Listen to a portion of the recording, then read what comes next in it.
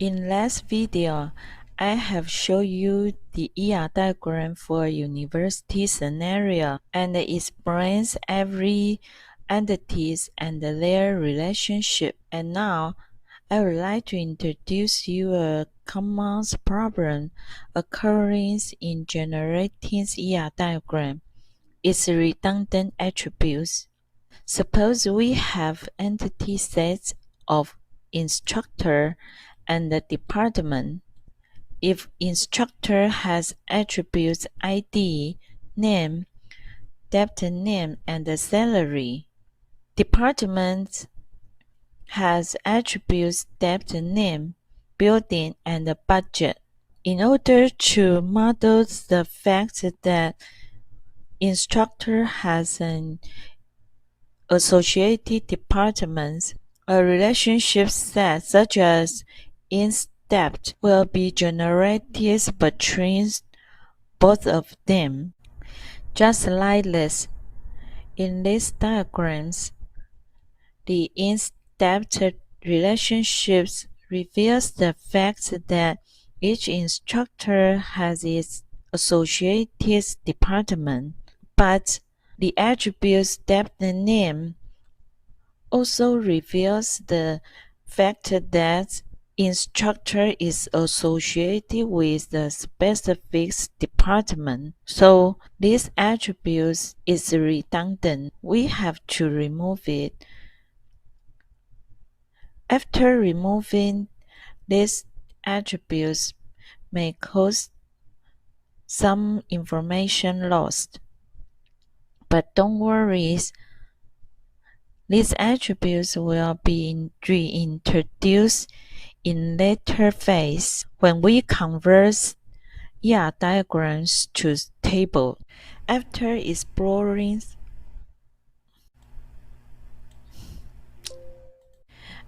learning the important concepts and notations of diagram, everyone should understand more about model. Here's several practical exercises are provided for ensuring everyone can learn these skills and draw the proper diagrams according to the given scenario. In the first exercise, by conducting the interviews with users, we obtain the following information. In this company, there are several departments which are uniquely identified by department ID and have to record their department name and the location. Each department owns several employees who are recorded by their employee ID and the employee name, whereas each employee just attaches to only one specific department and the participating time has to be recorded. So here it mainly describes the relationships between entity and the department. In addition, each employee is designated to 0 or more than one project.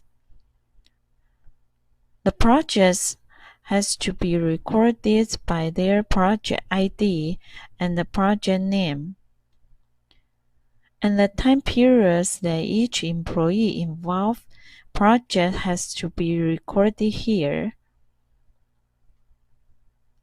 On the contrary, each project must be handled by multiple employees who are not necessarily belonging to the same department.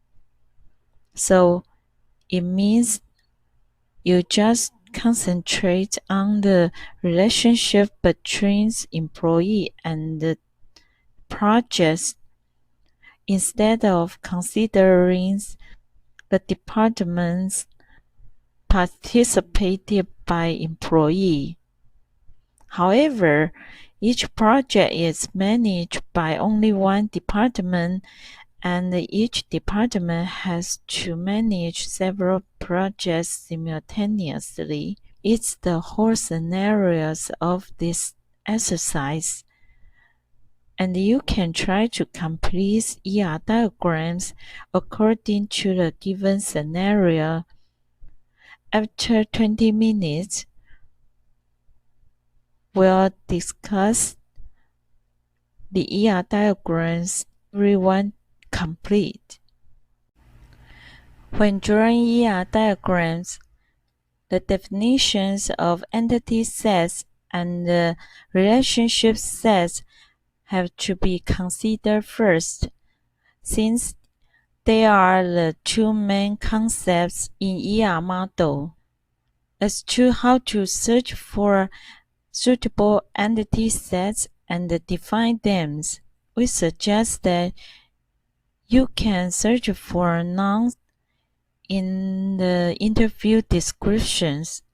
In general situations, noun can refer to the concepts of independent object or independent transaction, which are suitable for treated as entity sets. In this exercise, we can find nouns includes departments, employees, and projects. In addition to the nouns, we can also find their properties such as department ID, department name, and location. Employees also mentions the corresponding attributes including employee ID and employee name. And projects also includes the descriptions about project ID and the project name. In these situations, we can consider defines these three nouns as entity sets. In the entity sets, we can consider the corresponding properties as their attributes. So we can draw rectangles denotes entity and write departments as entity name, department IDs as its key attributes since it is identifier, and the remains attribute department names and the location, and the rest two entity includes employees, which has key attributes employee ID and the name, and the project contains key attributes project ID and the project name. After defining these entity sets, we can consider the definitions of relationship sets.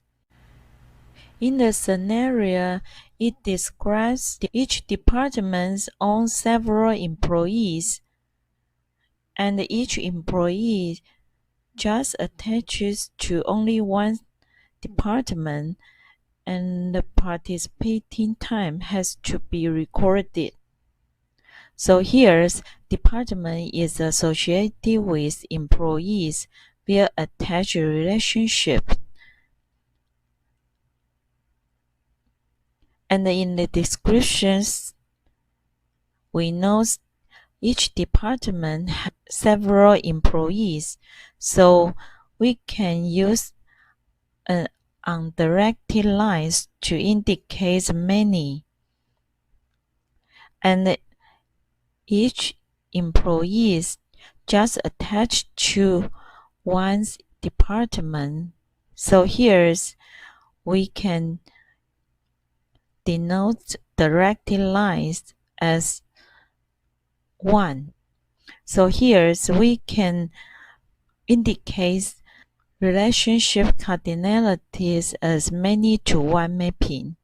In addition to describing the relationships between department and the employees, we have to record the days that employees participate in specific department.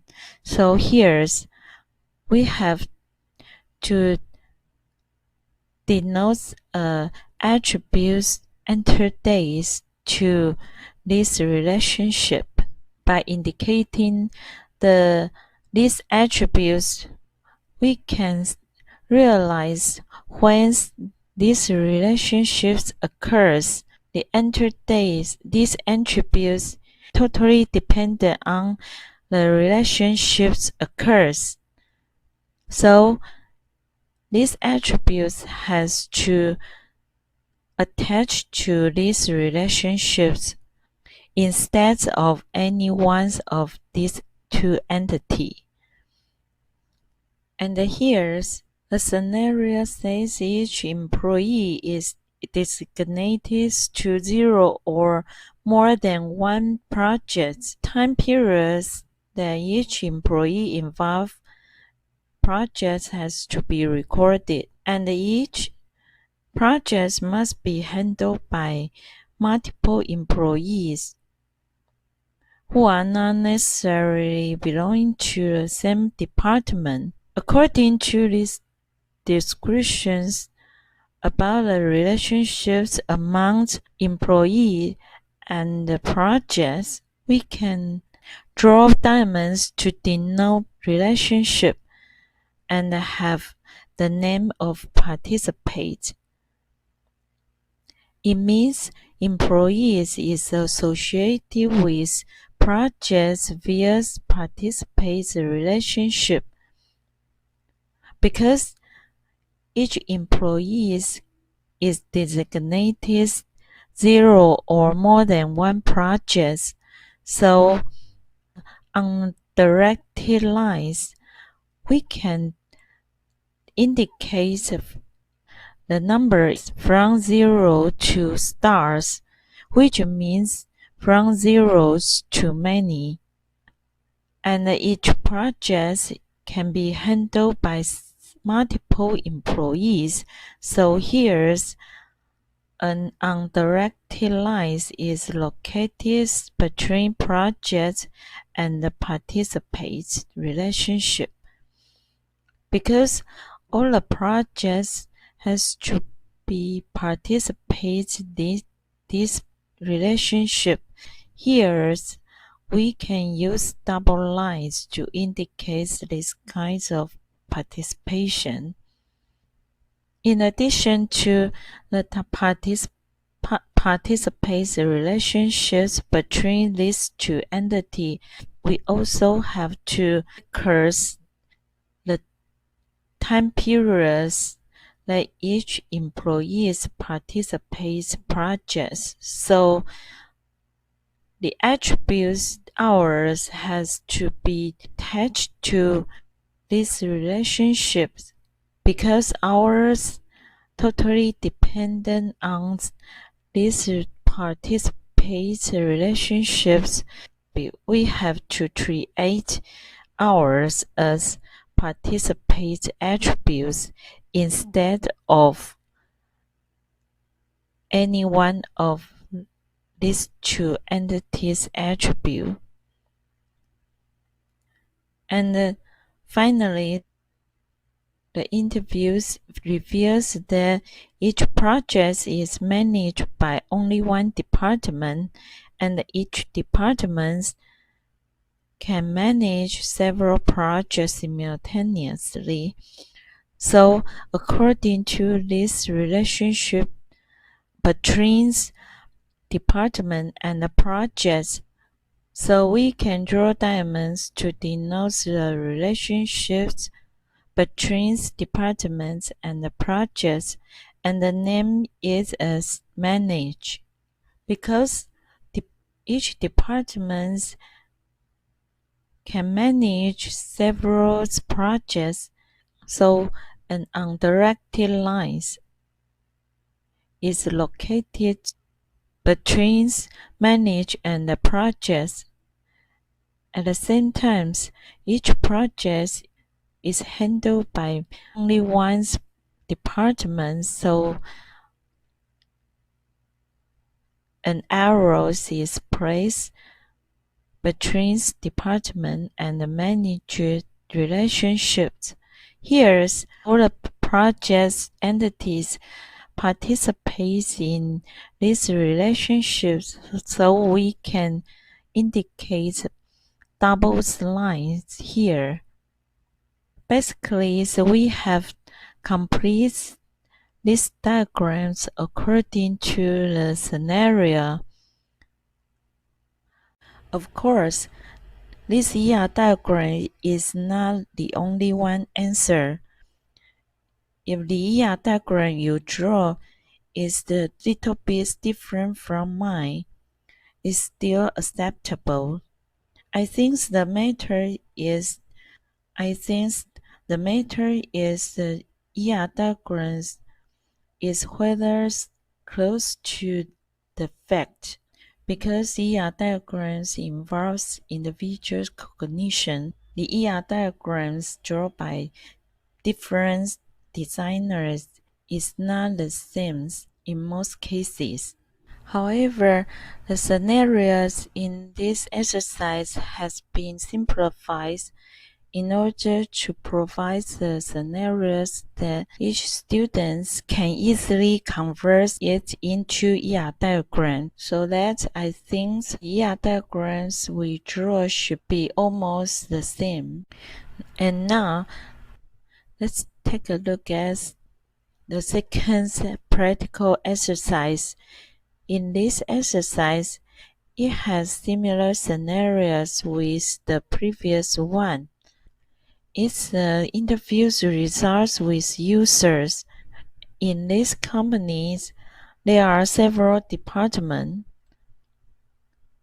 Each department is uniquely identified by its department ID, and the department names and the locations have to be recorded. And each department owns several employees who are recorded by their employee ID, employee name, birthday, several phone number, address, which consists of city, street name, and the number, and the age, and the fact that the employee of departments is responsible for some specific projects have to be recorded, and each project can be identified by their project ID, project name, and the budget. From these scenarios, the attributes of each entity set is a little bit different from the attributes in the previous exercise. And here's what we should consider is the relationships amongst these three entity sets. Everyone can try to complete these diagrams according to the scenarios. 20 minutes later, we will discuss the ER diagrams we draw.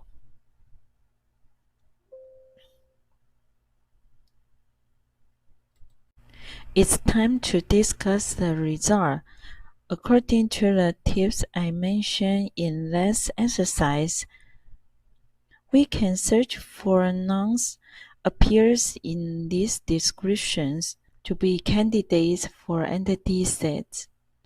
In most cases, noun can stand for the objects or events. So here we can find departments is nouns, And there are some property descriptions about these objects, such as department ID, department name, and the location.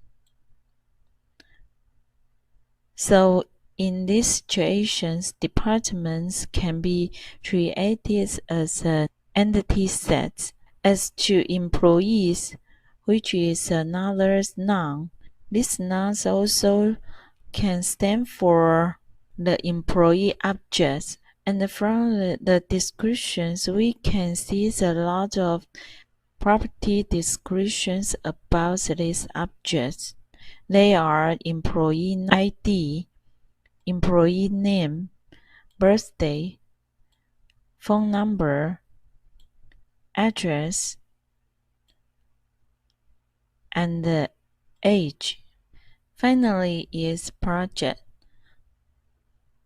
Projects is also has its own properties, such as project ID, project name, and the budget. According to this noun and their property description, we can draw three entity sets with rectangle. They are department, employees, and the projects. In each entity set, we can underline the key attribute. So far, the part of entities is similar to the previous exercise, except the entity set employees. In this entity set, employee ID is the key values. In addition, we have to record several phone numbers of employees. So here's a pair of braces to indicate multi-value. And address is a composite values consists of city, street name, and a street number. And the age is a derived value which can be calculated from birthday. So here we can indicate the pairs of parentheses. After completing the entity definitions, and now we can try to define the part of relationship. From the descriptions, it says the fact that employees of departments is responsible for some specific project have to record it. So here's we draw relationships with diamond shapes amongst these three entity sets. In other words, through these ternary relationships, we can represent each employee belonging to some specific departments and participate in some projects. And these relationships involve several employees with different departments and multiple projects. So here's we located an undirected single lines between the relationships and these three entity sets. And here we use double lines to represent all employees participate in this relationship.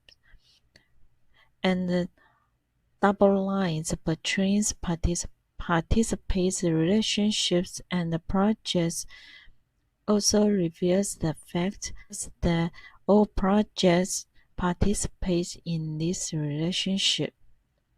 In addition, we have to the participating period.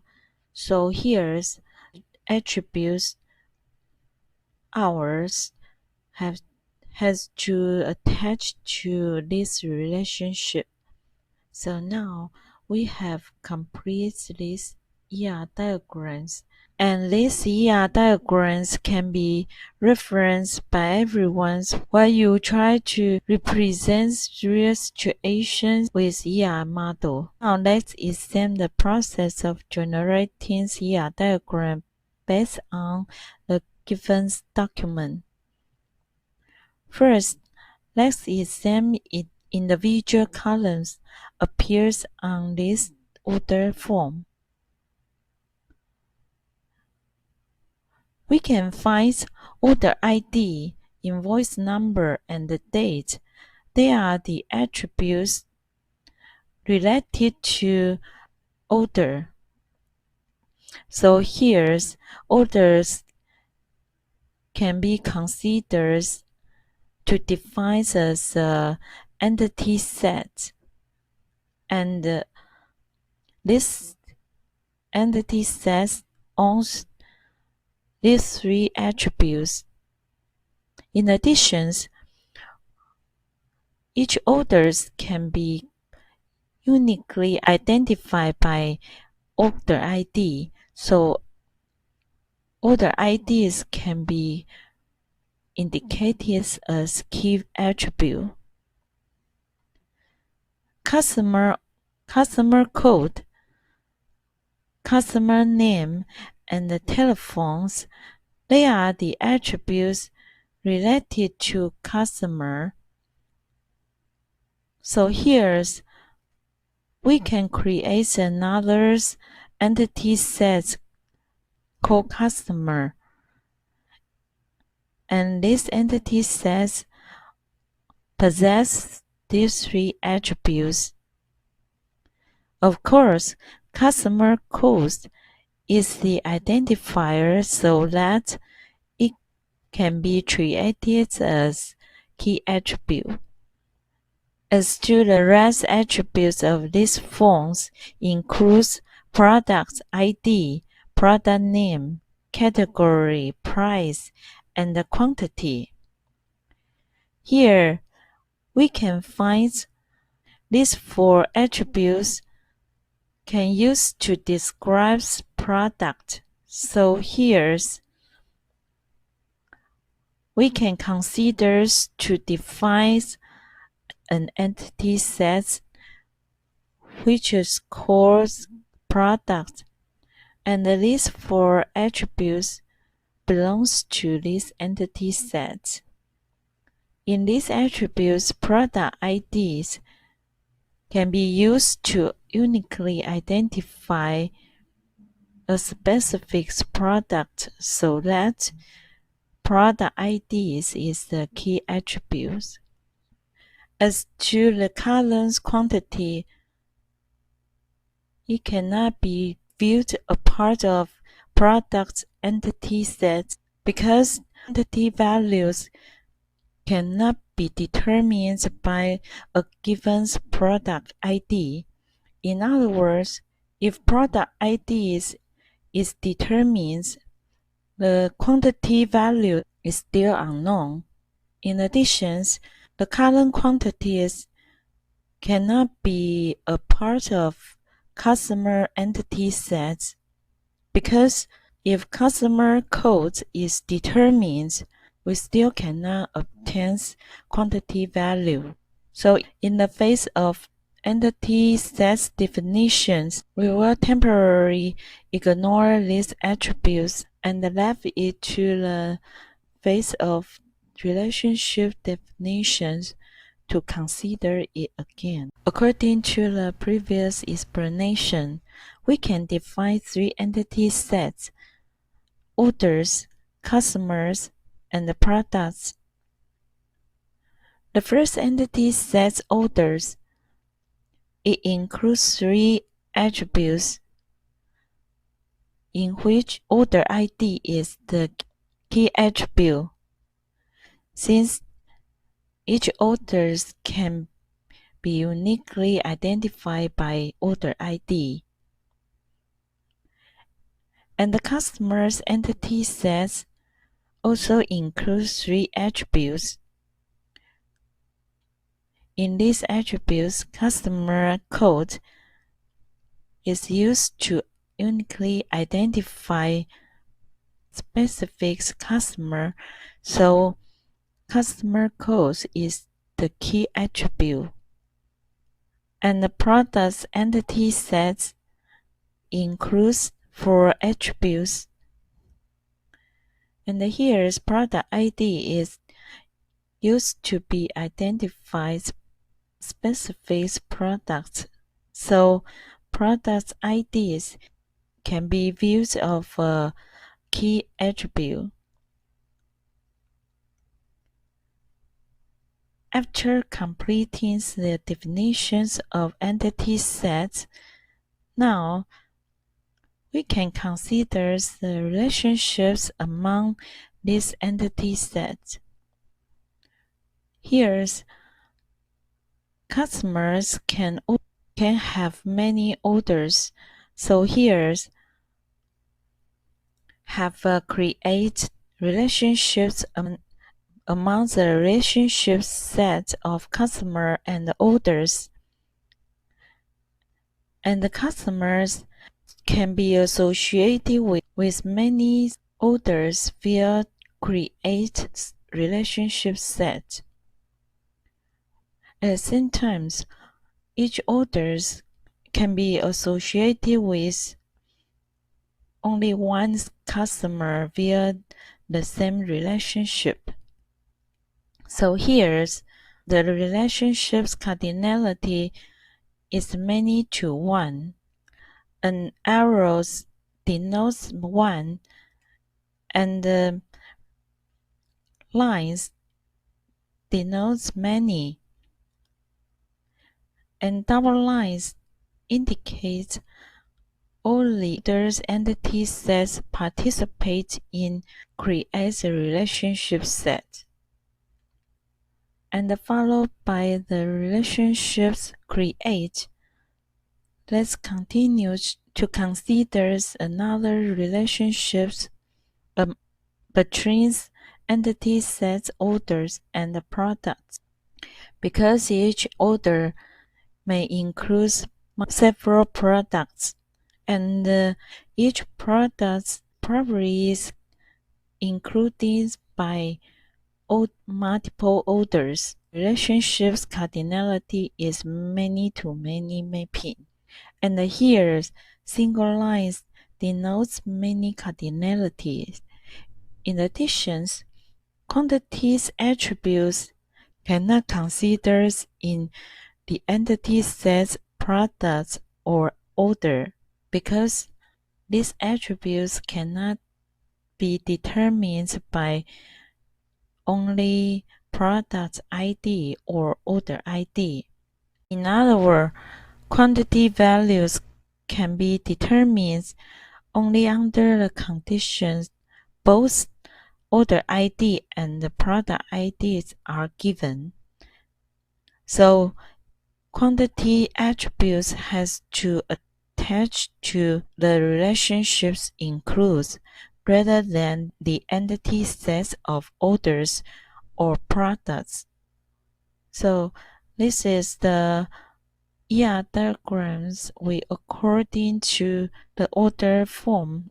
After experiencing 3 exercises, everyone is supposed to the skills to draw ER diagrams according to the given scenario. And we will move to the next part. Reduction to relational schema. It's a methodology to help us converting ER diagram into tables which can be stored in database. Whilst ER diagrams can assist in database design, the reason is entity sets and relationship sets can be represented uniformly as relational schema, which can be represented the contents of the database. In other words, a database which conforms to an ER diagram can be represented by a collection of schemas. A set of schemas can forms the strong foundations of a database.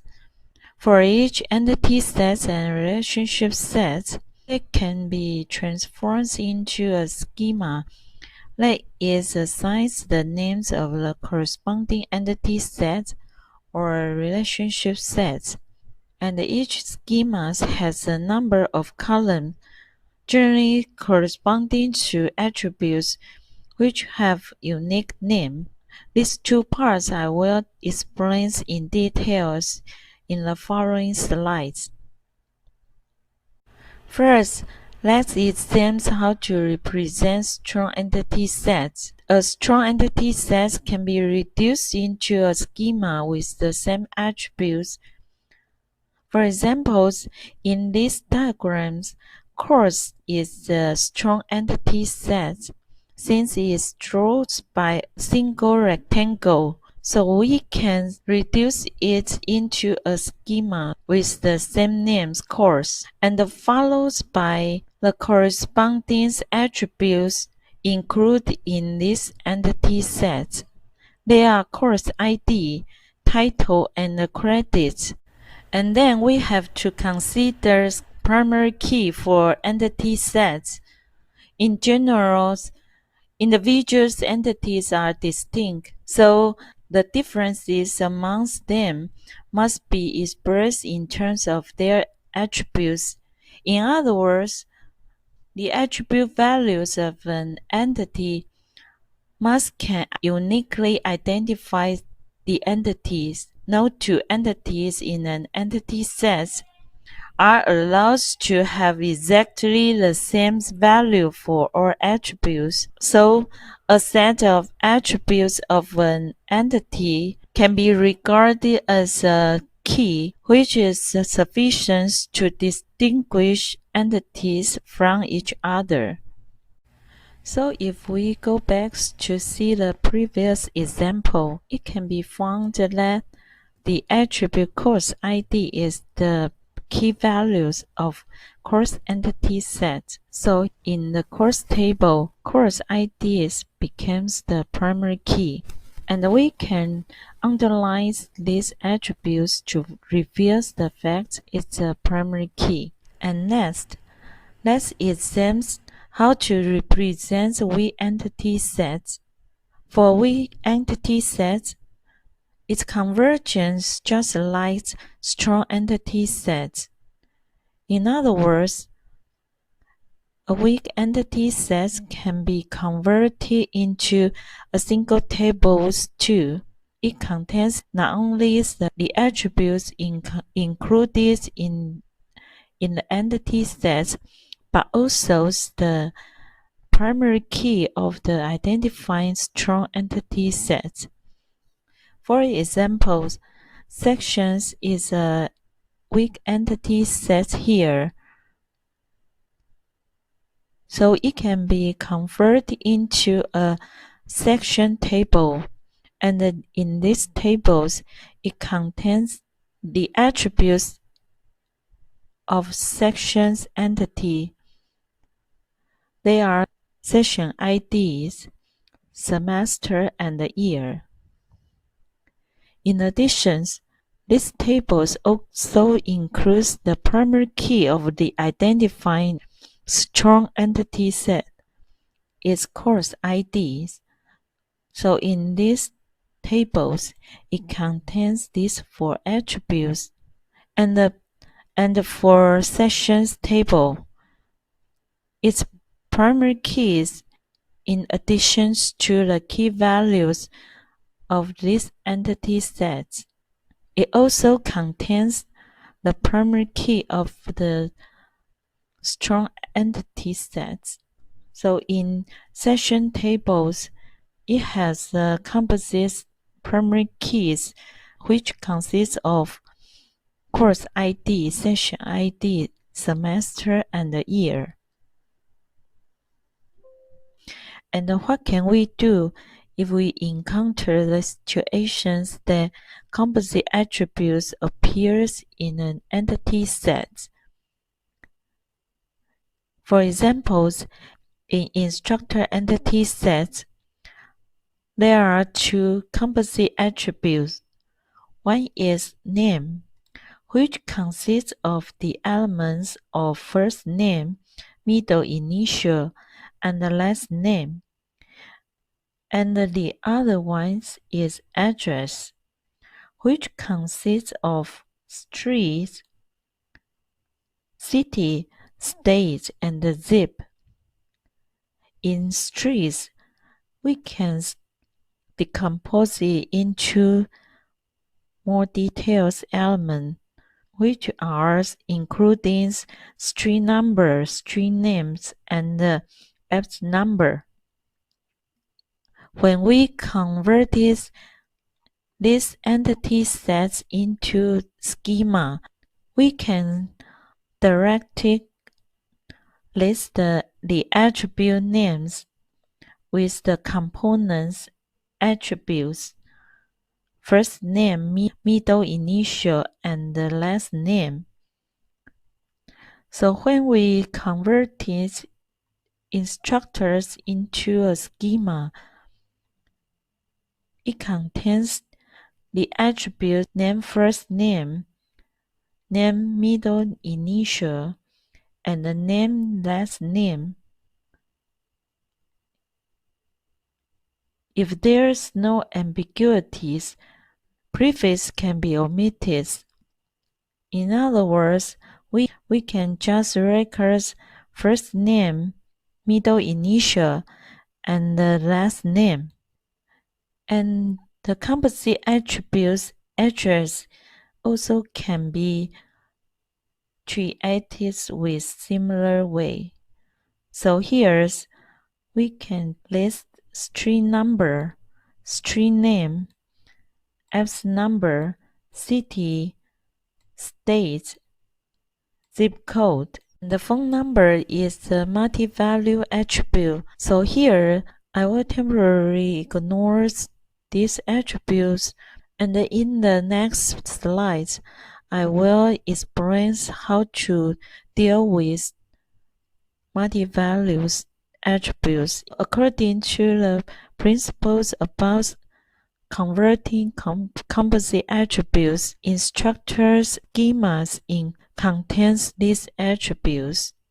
And what if we encounter the situations that multi-value attributes appears in an entity set? In these situations, we have to generate an extra table. The following I will use some notations to explain the whole process. If we have a multi-value attribute M in an entity E, it can be represented by a separate schema EM, which consists of the attributes corresponding to the primary keys of entity E and an attribute corresponding to multi-value attribute M. For examples,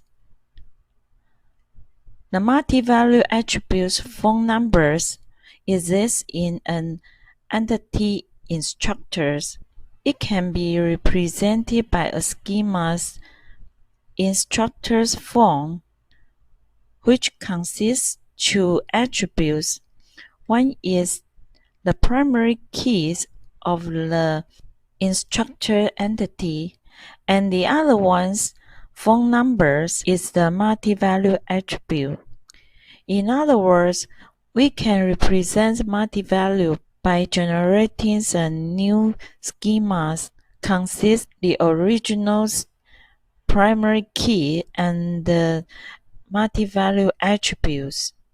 And in these schemas, each tuple can map to each values of the original multi-value attributes. For example, if we consider an instructor entities with primary key 22222, and these instructors owns two different phone numbers. After convergence, we can obtain two tuples like this. Each tuple contains the original's primary key and the values of multi-value attributes. Each tuple can map to the original's value of multi-value.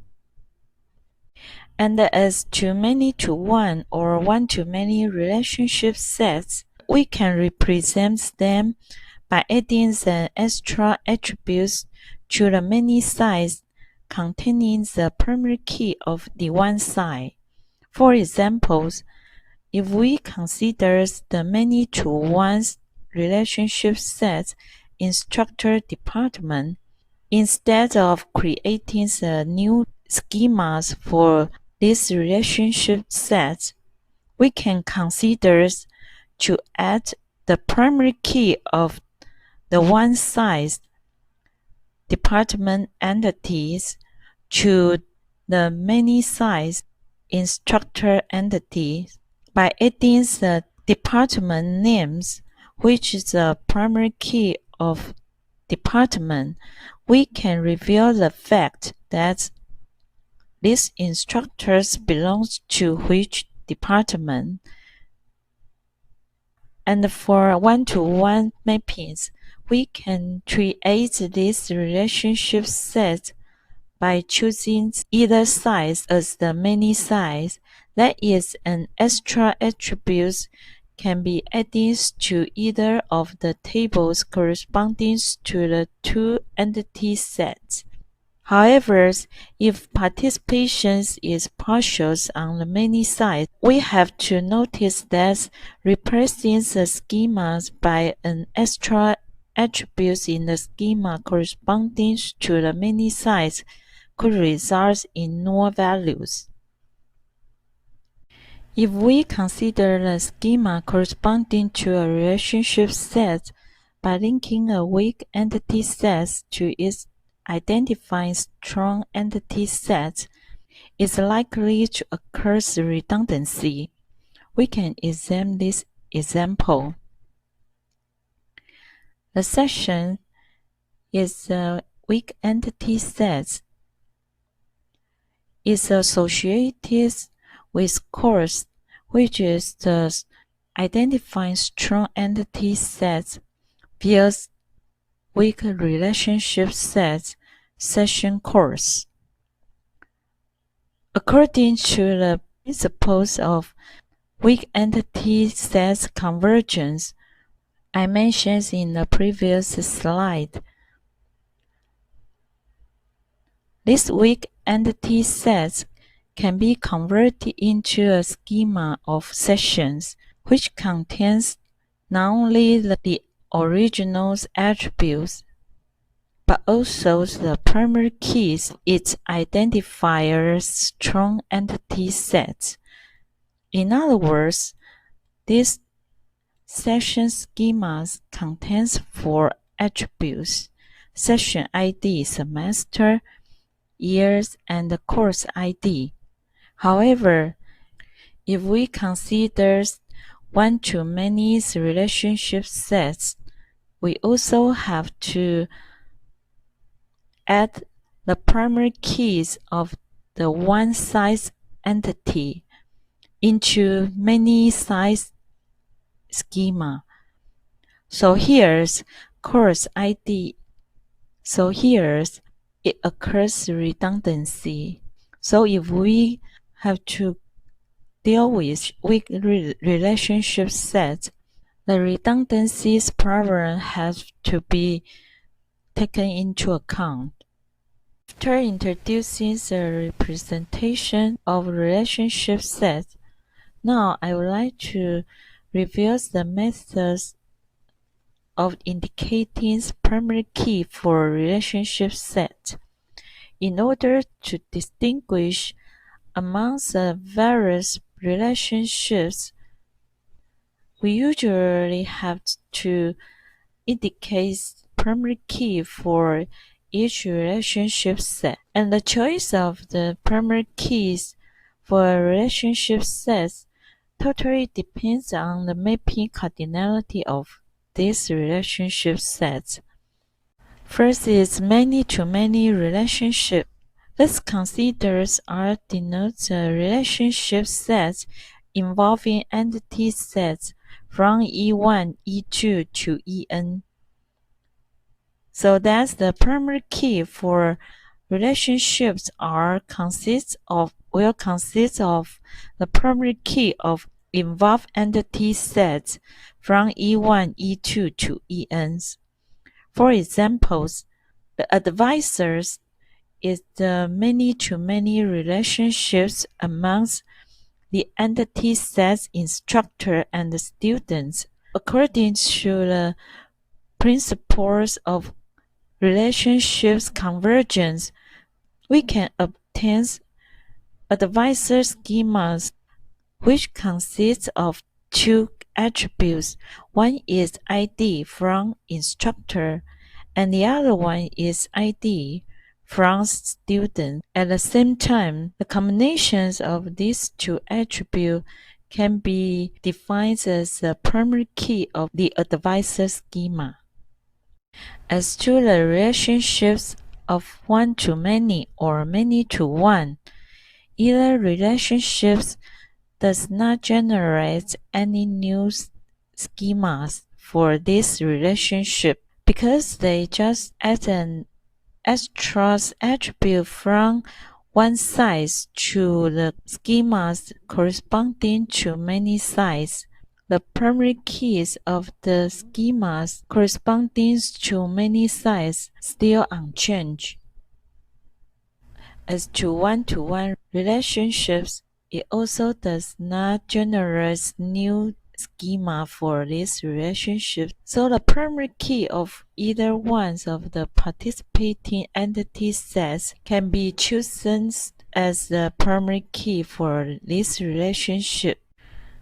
As to the primary key for non-binary relationship, we can consider the following situation. If no cardinality constraints are presented, the superkey is formed as described earlier and is chosen as the primary key. If there are cardinality constraints presented, recalls that we permit at most one arrows out of a relationship set. If everyone can understand the process of how to reduce ER diagram into relational schema, let's try to complete this exercise. In this exercise, everyone is asked to reduce the ER diagrams of exercise 1 into relational schema. Perhaps someone has forgotten the scenarios in the first exercise, so here we can review it again. This exercise is the interview results for some company. In these interviews, it reveals that in the companies there are several departments which are uniquely identified by department ID and have to record their department name and the location.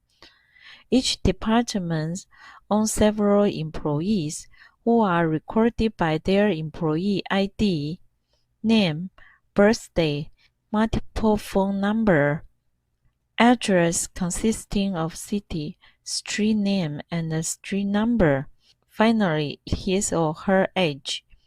Whereas each employee is just attached to only one specific department and the participating time has to be recorded. In addition, each employee is designated to 0 or more than 1 projects, which are recorded by their project ID, project name, and budget, and the time periods that each employee involved projects has to be recorded. On the contrary, each project must be handled by multiple employees who are not necessarily belonging to the same department. However, each project is managed by only one department and each department has to manage several projects simultaneously. This is the whole scenario described in the first example. According to the scenario, we have drawn the ER diagrams like this. In these ER diagrams, we have three entity sets. They are departments, employees, and projects, and each entity set has their corresponding attributes.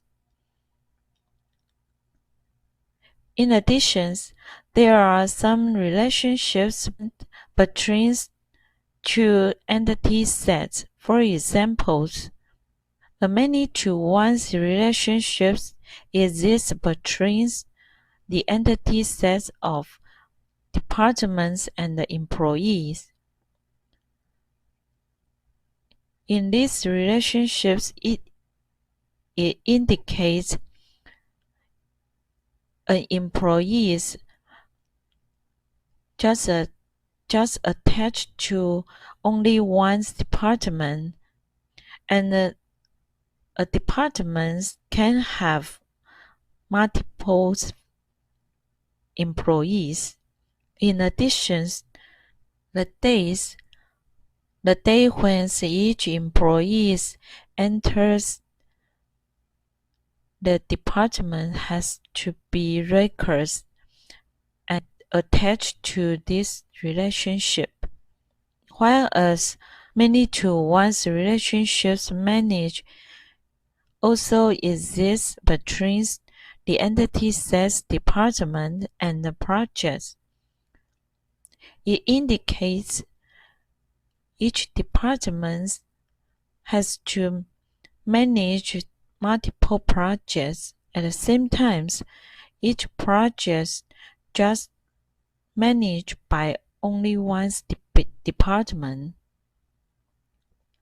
And finally is the many-to-many relationships participate. Each employee is associated with many projects, whereas each project can be participated by many employees. In addition to these relationships,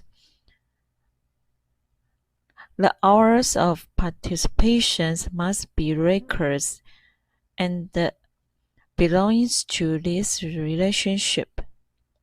So this is the ER diagrams we just completed in the first exercise. So now everyone can try to reduce these ER diagrams into their corresponding relational schema. We will discuss the schemas 20 minutes later. According to the guidelines I mentioned in the previous slide, we can focus on the entity set first. Each entity set is represented with rectangle, so we can find those rectangles entity sets and convert them into its corresponding table schema. In the schemas, it contains table name and its attributes. Particularly, we have to underline the key attributes to reveal it is the primary key. In addition to ordinary attributes, we have to notice the representations of multi-value attributes, since it needs more process to deal with the situations of multi-value.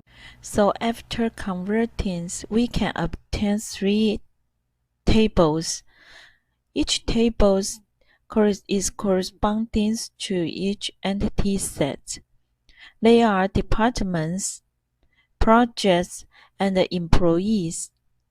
Department tables contains department ID, department name, and the location.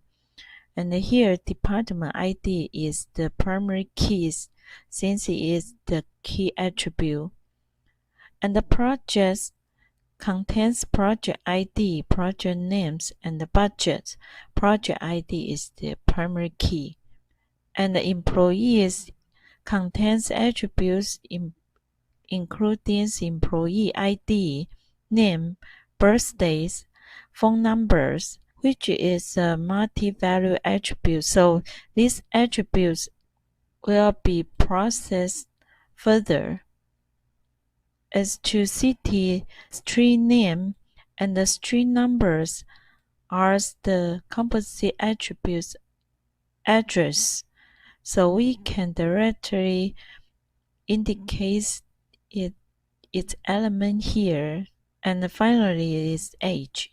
According to the guidelines of converting multi-values, we can text these attributes and the primary key of the original table to form a new table schema.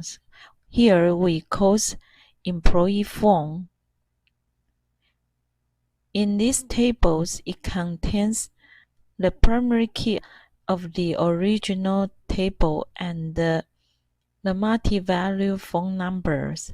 At the same time, the combinations of these two attributes forms the primary keys of this table. After converting the entity set and multi-value, we can obtain for table schema. There are department, projects, employees, and the employee phone. And next, let's move on the part of relationship sets. There are three diamonds denotes different relationship sets. First, let's examine the relationships managed. Its mapping cardinality is many to ones, and all projects participate in this relationship. So instead of creating the new table, the primary keys of the one-size entity sets will be added into the many-size entity sets. In other words, the project's tables will have an extra attributes department ID. Through this convergence, it can reveal the fact that the project is managed by someone's department. And if we want to know more information about department, we can use it as primary key to reference to the primary key of department's table. And then come back to the second relationships attached. Its mapping cardinality is also many to one relationship, and all employees participate in these relationships. So the primary key of the one-size entity set will be choose and add into the many-size entity sets. Therefore, the employees tables will have an extra attributes department ID. For employees table, the extra attributes department IDs is added from the one-size entity set departments. It can help to reveal the fact that these employees attached to someone's department. In addition, we have to notice that the attributes enter days attached to these relationships. So here we have to add these attributes into employees tables. By adding these two attributes, it can reveal the fact that when these employees enters which department. And in these tables, these extra attributes from the one-size entity set also can be regarded as a foreign key, which can reference the primary key of the department. In this circumstance, if we want to know about this department, we can obtain more information through a reference of this foreign key. Finally, we will focus on participants' relationships. It's a many-to-many relationships. According to the guidelines I mentioned earlier, for many-to-many relationships, we have to create a new table to demonstrate this relationship. In these new tables, it contains the primary key of both sides. So here's the primary keys of employee IDs and the primary key of project ID will put into the new tables, and both of them will form the primary key of the new table. By creating a new table participate, which contains the primary key of both involved entity sets, it can reveal the many-to-many relationships. In other words, it can help us to understand which one employees participate in which one's project. In addition, we have to notice the attributes of hours attached to this relationship. So we have to record these attributes into this new table to indicate which one employees participate which one's projects during some period. Since these two attributes come from the primary key of both involved entity sets, each of them also can be created as foreign key by referencing the corresponding tables, employees, and projects respectively. And these 5 tables are the outcomes of diagrams conversion. And I think everyone is supposed to understand more about how to reduce diagram to relational schema. Because time limitations, we have to take a break here, and I welcome everyone to come back to watch the video. In the next videos, I will give more exercise and discuss them to help you to understand how to reduce diagrams into relational schema.